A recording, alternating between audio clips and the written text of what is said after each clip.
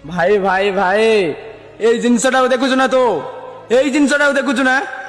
ଏଇ ଜିନିଷର ମୂଲ୍ୟ କେତେ ଏବଂ ଏଇ କାଗଜର ମୂଲ୍ୟ କେତେ କିଏ ଜାଣିଛି? କିଏ ଜାଣିଛି? ଏଇ କାଗଜ ପଛରେ ପୁରା ଦୁନିଆ ସାରା ଆ ପଛରେ ପଡିଛି।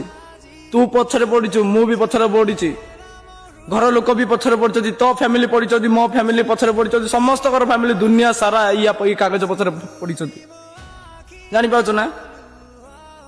ଗୋଟେ ପୁଅ ଯଦି ଇନକମ୍ କରିବ ନା, ତାଙ୍କ ଘର ଲୋକ ବି ତା ଗୋଡ ତଳେ ଆସିକି ରହିବେ।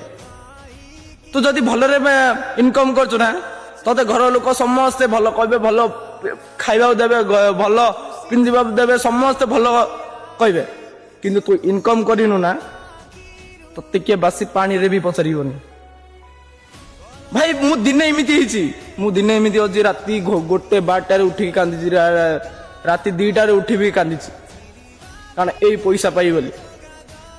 ପଇସା ଇନକମ୍ ଦରକାର ଏବେ ଆଉ କିଛି ଦରକାର ନାହିଁ, ଖାଣ୍ଟି ପଇସାର ମତଲବ ଏଥର।